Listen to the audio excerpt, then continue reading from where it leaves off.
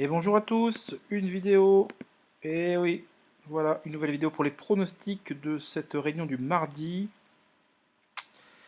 Écoutez, je vais démarrer avec mon cheval du jour pour lequel je suis vraiment optimiste. En réunion 1 à Dieppe pour conclure parmi les trois premiers, donc en simple placé.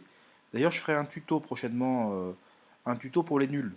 Alors, nul, c'est pas péjoratif, hein, pour les néophytes, ceux qui n'y comprennent rien sur les différentes propositions de jeux. Voilà. On peut jouer à différents jeux aux courses. Alors, les jeux simples, couplet, 2 sur 4, trio, multi ou mini-multi. J'expliquerai toutes les nuances, toutes les différences de jeu. C'est très important. Voilà. Alors, moi, ce que j'aime bien, en termes d'émotion, et si on veut passer souvent à la caisse, le jeu simple, c'est le meilleur, hein, rapport qualité-prix. C'est le meilleur des jeux, tout simplement. Voilà. Parce qu'au moins, on vibre. Et il n'y a pas meilleur. Voilà. Quand vous jouez un cheval, quelle que soit la somme, et que vous voyez progresser, voilà, franchement, il n'y a pas une meilleure émotion que ça. Moi, personnellement, c'est quelque chose qui me fait vibrer. Donc voilà mon cheval du jour. Donc ça sera en réunion 1, la course après le quintet. Alors je finirai avec le quintet, mais c'est le 808 Suleiman. Voilà, huitième course, numéro 8 Suleiman, pour une bonne place parmi les trois premiers. Alors ça c'est intéressant de jouer, pourquoi? Est-ce que vous avez entendu l'interview de Fabrice Chappet que certains donnent comme favorite avec Time to Shine? C'est vrai que sur cette valeur de l'an dernier, elle aurait une très bonne carte à jouer. Mais malheureusement, de l'eau a coulé sous les ponts depuis, à telle enseigne que la jument vient de décevoir à plusieurs reprises, et notamment le dernier coup à, à Vichy, où elle portait les œillères australiennes à nouveau, n'a été que l'ombre d'elle-même. Enfin, elle était cinquième, mais à fond. Donc on sent que Fabrice Chappet, il ne nous la recommande pas du tout. Alors attention, hein, parce que Fabrice, c'est jamais un homme qui va dire qu'il va gagner. Il est plutôt généralement sur la défensive. C'est souvent que certains ont eu une mauvaise surprise avec ses chevaux. Alors il demande qu'une chose, hein, c'est à retrouver sa jument. Maintenant, c'est vrai que mettez-vous à sa place, comment être confiant après les courses qu'elle a fait. Alors, la 7ème place dans un quintet à Longchamp au mois de mai, elle était bonne. Je me rappelle parce qu'elle avait été pas forcément chanceuse pour finir. Ensuite, c'est allé un peu de mal en pis. À Saint-Cloud, elle a été inexistante. Et quant à Vichy, on attendait mieux. Voilà. Bon, écoutez, elle a besoin de rassurer. Sur le papier, c'est un bon engagement pour la pensionnaire Fabrice Chappet. Maintenant, vous avez entendu, il n'est pas bien chaud. Donc, comme on a une information qui est négative et que personne ne sait, puisqu'il ne s'exprime pas dans l'ensemble de la presse spécialisée, du coup, ça permet une information négative, sachez-le, est toujours, pour un pronostiqueur, mais un parieur, toujours bon à prendre. Puisque lorsque vous avez un favori et que l'entourage est négatif, bah, du coup, vous essayez de spéculer en jouant autre chose. Et c'est ça qui est bien. C'est que vous savez qu'avec Maxime Guillon, bah, Time to Shine va prendre beaucoup d'argent. Alors ça se trouve, il va être là, on va dire, bah ouais, mais il t'a menti. Non, il n'a pas menti. C'est juste que, voilà. Après, c'est les courses. Il entraîne les chevaux, c'est pour qu'ils fassent des bonnes performances. Et par rapport à ce qu'elle avait fait l'an dernier, ça serait normal qu'elle se réhabilite dans un lot comme celui-là, qui n'a rien d'extraordinaire. Cependant, voilà. Alors, le bon pari pour moi, c'est le 808 Suleiman. Pour une bonne place parmi les trois premiers, il peut clairement gagner. C'est un cheval qui avait besoin de mûrir, de courir. Un cheval qui est estimé par Stéphane Vattel. Un cheval qui est délicat à utiliser, on peut trouver les bons boutons. Il avait été malchanceux dans le quintet du 14 juillet à Chantilly. Il a tenté de venir, mais la porte s'est refermée. Alors, je ne vais pas vous refaire voir ça. Il y avait une cote de vivant, hein. Il y a eu 7 contre 1 ce jour-là. Je rappelle que 8,20 €, c'est 7,2 contre 1. 8,20 €, c'est pas 8,2 contre 1. 8,2 contre 1, c'est 9,20 €. Voilà, je vous le dis au passage que certains confondent un peu tout. Bon, c'est un détail, hein, mais voilà. En tout cas, Suleiman était très chuchoté ce jour-là, hein. Ça, c'est le jargon hippique. Ça veut dire qu'on entendait parler de lui en bien dans le milieu bien introduit du galop, hein, donc aux écuries, pour ne pas dire autrement. Et le cheval donc avait été malchanceux, on n'avait pas pu lui juger ce coup-là. Déjà, sa 7ème place au mois de juin était vraiment encourageante, puisqu'il finissait bien en retrait, le lot était bon. Et puis dernièrement, c'était pas si mal que ça en retrait. Il y avait encore une tonne d'argent, hein. Il y avait 6 contre 1, 6,1 contre 1, c'est incroyable. Donc ça, comme je vous le disais, quand un cheval est anormalement joué et qu'on insiste durablement avec, les parieurs insistent beaucoup, c'est souvent très bon signe. C'est souvent d'ailleurs l'argent de l'entourage. Donc il y a fort à parier que demain, alors le support sur lequel je me suis aidé pour prendre, alors bon, je ne sais plus là-dedans. En fait, là, sur Eugénie, il est donné en 3ème position dans le pronostic, mais ça peut faire comme Kingdom aujourd'hui, ce lundi, il peut partir grand favori. En tout cas, je ne vous cache pas que je serais très déçu de voir Suleiman sortir des trois premiers dans un lot comme celui-là, même si sur d'anciennes valeurs, Time to Chan aurait tout à fait le droit de soutenir la comparaison.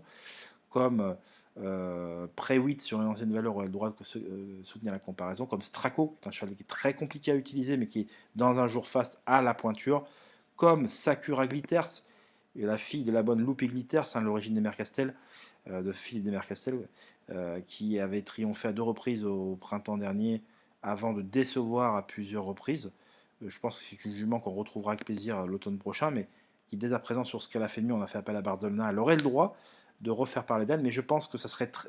Je vois mal comment ces 3 ou 4 chevaux que je viens de citer, qu'il y ait les 3 qui soient devant. Ça peut arriver, hein, mais Suleiman, j'aime beaucoup, et je serais très déçu qu'il ne lutte pas activement pour les premières places. Alors naturellement, c'est un attentiste.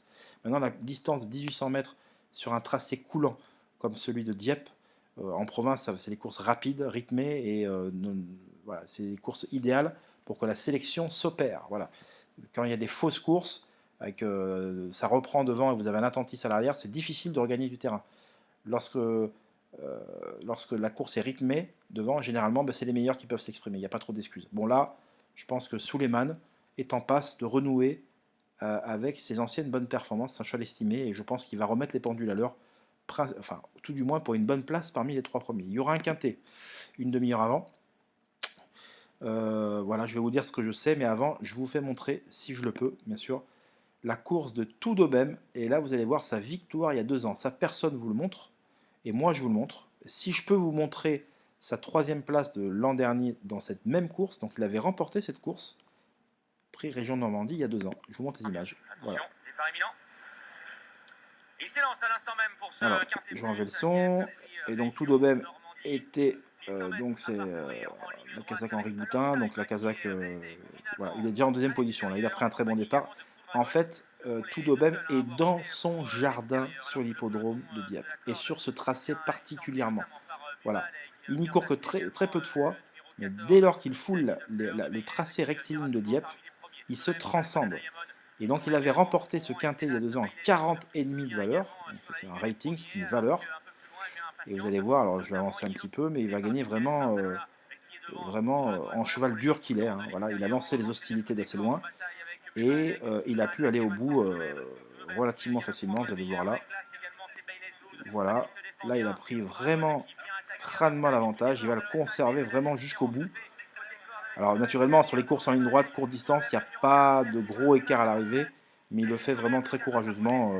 Voilà.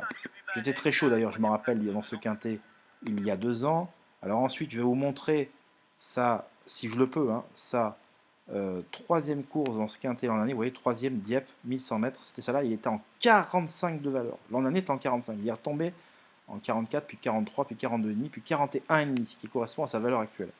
Bon, là, il était en 45 de valeur l'an dernier, avec 63 kg sur le dos. Ah, je crois que je ne peux pas faire voir la course, malheureusement, parce que c'est un peu tard. Bon, c'est pas grave. Ouais, bon, voilà, parce que là, c'est arrivé à un moment où, dès que vous arrivez à 1h du matin, il y a le site qui se met en rade un peu. Voilà, donc il y a une mise à jour. Voilà, bon, moi, c'est pas grave. Je vais réessayer un coup, voir si c'est notre course. Non, ça change rien. Donc voilà, en tout cas, il avait été 3e l'an dernier avec 63 kg sur le dos. Là, il a 3,5 kg de moins par rapport à l'an dernier, mais surtout, et là je vais revenir sur le tableau qui m'intéresse, il a très bien couru lors de ses 2 dernières courses. Là, dans le quintet du 7 juillet, il faut dire que c'est un ancien pensionnaire de Mathieu Boutin, hein, voilà, qui a été acheté. Voilà. Et eh bien, il s'est très bien défendu. Le 7 juillet, en s'emparant de la 5e place, il a été accrocheur. Puis dernièrement, dans le quintet du 15 août, où voilà, donc le fameux quintet qui a fait couler beaucoup d'encre, où Major Hawk a vu sa cote divisée par 2 et remporté brillamment ce quintet. Et Toudobem se défendait fort correctement. Et vous constatez que dernièrement, il avait un numéro en dehors et que les chevaux qui avaient composé le quintet gagnant avaient tous un numéro inférieur ou égal à 8. Vous voyez ? Donc c'est les petits numéros dans les stalles qui s'étaient taillés la part du lion ce jour-là. Et c'est souvent une histoire de wagon dans les courses en ligne droite. Voilà.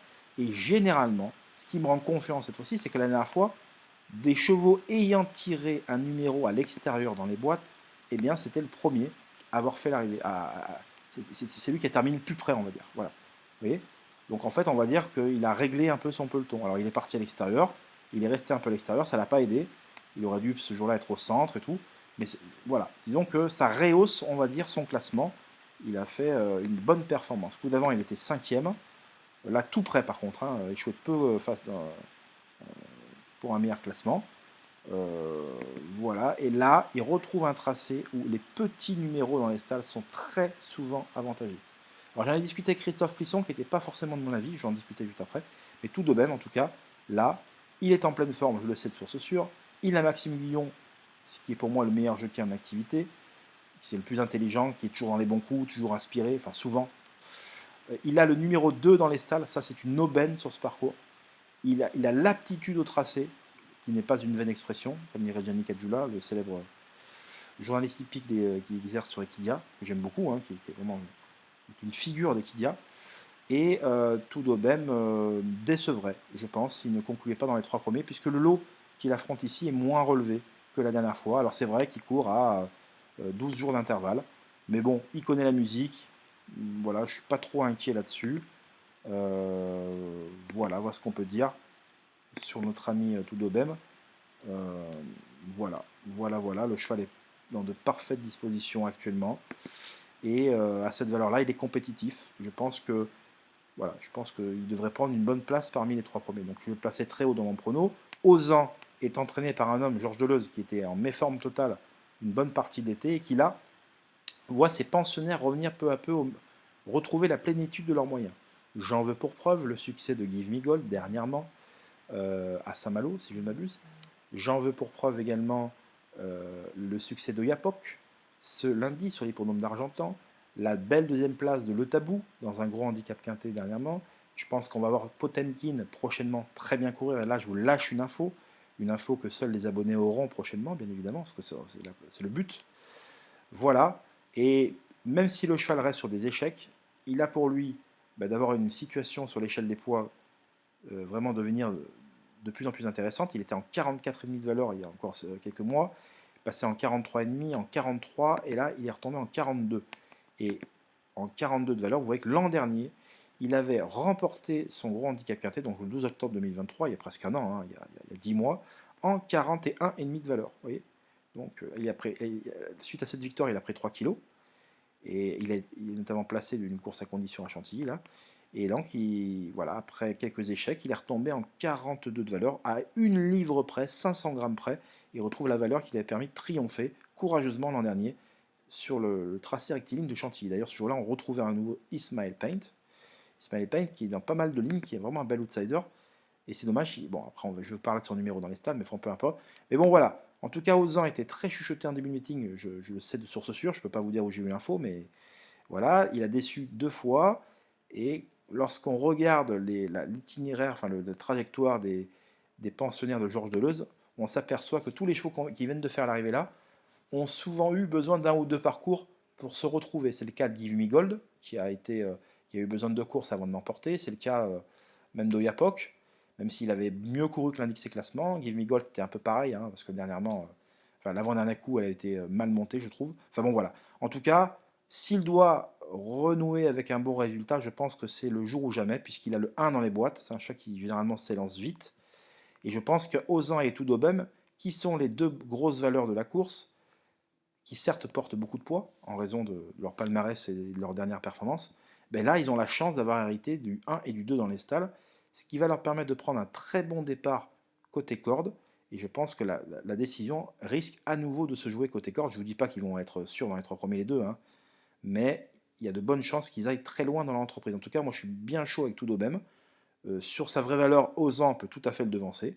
Maintenant, où en est-il exactement? Mais Toudobem offre, à mon sens, davantage de garanties, mais j'ai conscience qu'il peut être battu par Ozan dans un bon jour, voire par Drôle de Dame qui avait remporté ce quintet l'an dernier, après, et qui avait ensuite terminé deuxième à Fontainebleau, puis ensuite enfin, voilà, elle avait terminé la saison, et on l'a pas revue, elle a eu des problèmes de santé.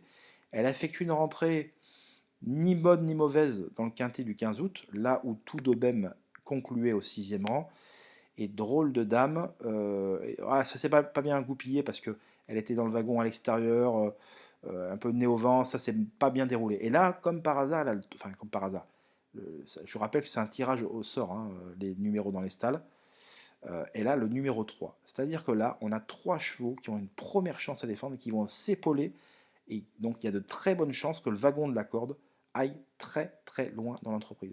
Je ne serais pas étonné qu'entre Ozan, Toudebem, Drôle de Dame, Impitoyable, qui a le 4 dans les stalles, et Drogo, qui a le 5 dans les stalles, que parmi ces 5 chevaux, je suis prêt à parier qu'il y en a minimum 3 qui vont faire l'arrivée. Et je pense qu'il y en aura 4. Voilà.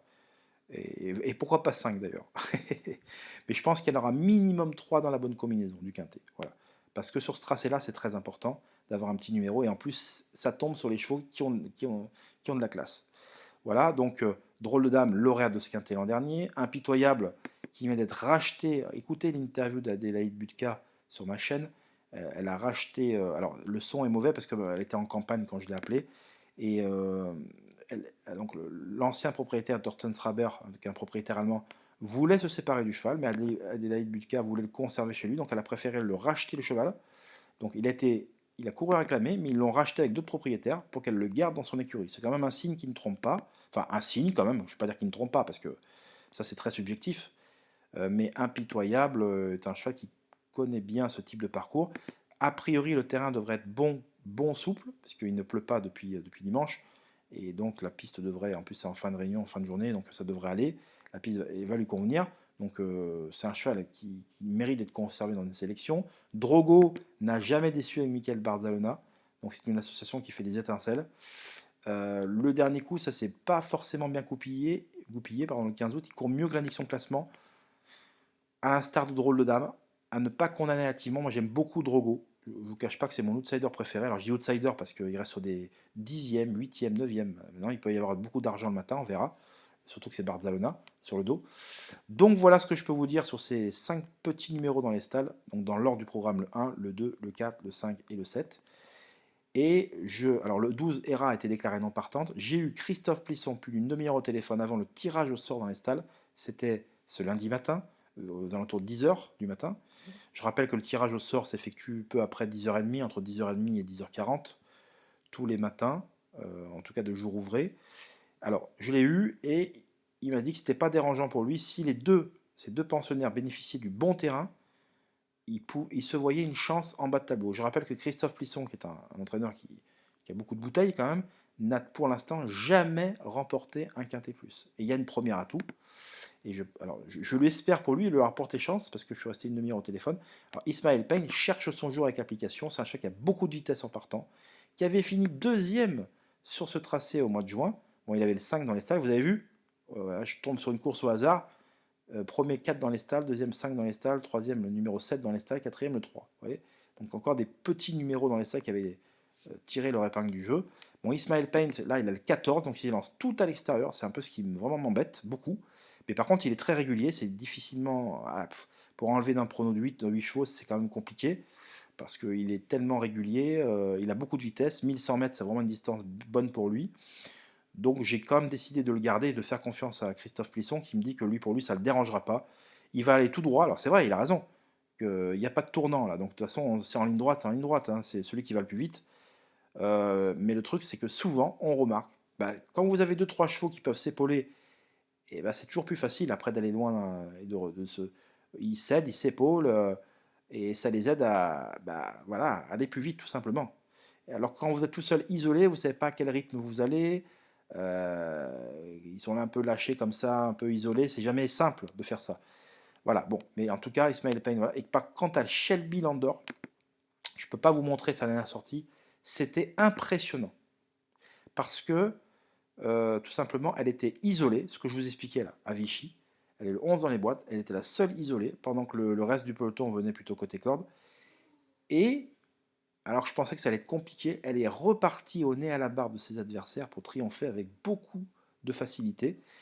Et Margot Romary, qui est vraiment une jeune femme jockey vraiment émérite, qui va, à mon avis, faire une bonne carrière, l'avait progressivement ramené vers le centre de la piste pour s'imposer vraiment avec un certain brio. Et Christophe Plisson m'indiquait que c'est une vraie jument de bon terrain. Plus ça sera sec, mieux ça sera. Alors le problème, vous voyez, encore un paramètre qu'on ne maîtrise pas, c'est que souvent, lorsque en plein mois d'août comme ça, eh bien, les organisateurs, ceux qui s'occupent de la piste, donc de Dieppe en l'espèce, eh bien, arrosent abondamment, sans demander l'avis aux professionnels. Lorsque vous venez courir sur un hippodrome où on vous annonce du beau temps toute la semaine, et vous avez un cheval de bon terrain, et vous arrivez et ils arrosent comme des malades quelques heures avant, je peux vous dire que vous avez un peu les glandes. Et ça, c'est des paramètres qu'on ne maîtrise pas. Voyez. Donc, moi, je vous laisse un pronostic, on est lundi soir. J'espère simplement, normalement, la piste est annoncée bon souple. Normalement, il pleut pas, il fait beau. Il fait même beau. Donc, normalement, fin de journée comme ça, la piste devrait être bonne. Bon, ça devrait être 3-2, 3-3. Alors, on va dire 3-3, allez. Indice pénétrométrique. Maintenant, s'ils arrosent, ça, je ne le saurais pas. Et comme vous avez vu, le temps qu'ils mettent à, à mettre leur information à jour sur France Gallo, même le matin de la course, si ça se trouve, il n'y aura rien. C'est vraiment un cauchemar. Donc ça, c'est vrai que j'en parle souvent, mais ceux qui soulignent ça également, vous avez complètement raison. Donc qu'est-ce que je vous dis d'autre voilà. En tout cas, si le terrain est bon, léger, chez le Bilan d'Or, sachez que à cette valeur-là, avant la fin de l'année, va regagner son handicap. Maintenant, c'est vrai qu'on va rentrer ensuite en septembre. Après, on est tributaire à la météo. Voilà. En tout cas, elle m'a fait bonne impression parce que ce qu'elle a fait dernièrement, c'est pas commun. Maintenant, c'est un lot qui est supérieur. Elle a pris 3 kilos de pénalité. 3,5 kg. Hein. Vous saurez que plus un handicapeur pénalise lourdement un cheval, plus c'est bon signe. Voilà, 3,5 kg, ça commence à faire pas mal. Mais on dira qu'il y a la double peine, voire la triple peine, puisqu'elle a pris 3,5 kg de pénalité.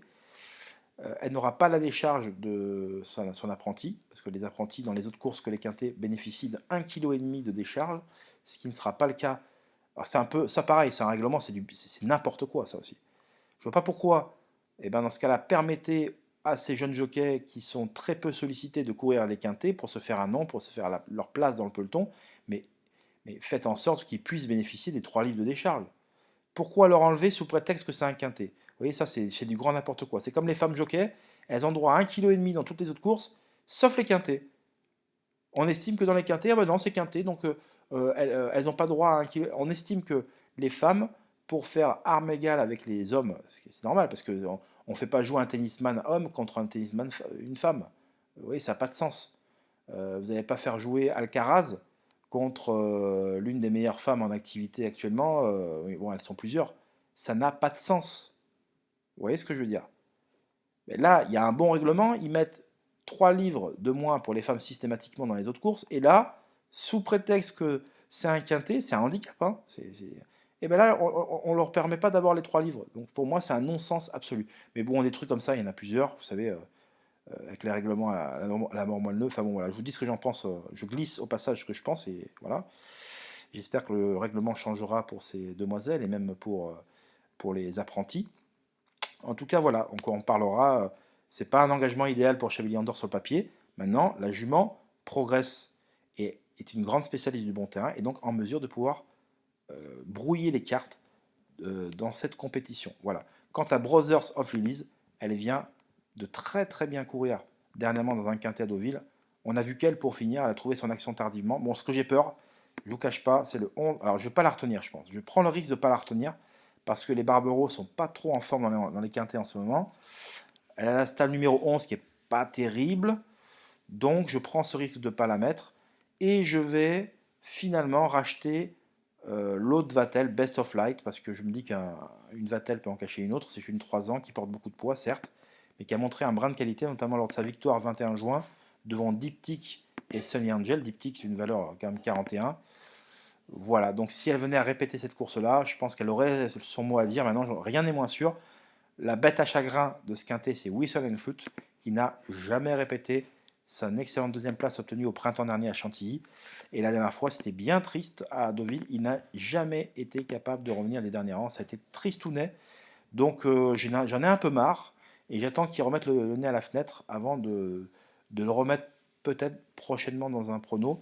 Mais il m'a beaucoup déçu. Alors je sais qu'Hubert Nicolas il m'avait déclaré qu'il était rentré dedans le matin au travail. Alors, rentré dedans, là, n'en déplaise au règlement Race and Care. Alors voilà, quand les chevaux ne répètent pas l'après-midi, ça agace leur entourage. Et parfois, il arrive que les entraîneurs s'énervent, leur mettent les œillères pour la première fois, les Australiennes, tentent des choses, enlèvent des artifices, enlèvent le bonnet ou le munissent d'un artifice qui lui permettent d'essayer de faire un électrochoc au cheval, hein, voilà.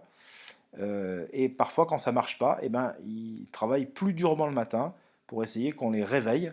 Et voilà, c'est ce qui avait été fait avant sa dernière sortie, et malheureusement, bah, ça n'a pas eu un effet escompté, puisque le cheval n'avait rien voulu entendre, il était resté à l'arrière du départ à l'arrivée. Donc si vous voulez, il a le 6 dans les stalles, c'est un très bon numéro. S'il est décidé, eh ben, il va réaliser une grande performance. Si c'est comme les dernières fois, ben, il va rester à l'arrière et puis il va faire dodo. Et voilà. Donc ça, malheureusement, c'est ce qu'on appelle une affaire d'impression. Si vous le sentez, vous le mettez. Moi, je n'ai pas de boule de cristal avec des chevaux comme cela. Voilà ce que je peux dire. Je vous embrasse. Passez une excellente journée. J'étais un peu long, mais c'était très important pour moi, pour votre éducation hippique, pour vous apprendre des choses. C'est toujours intéressant. Bye bye. À très vite.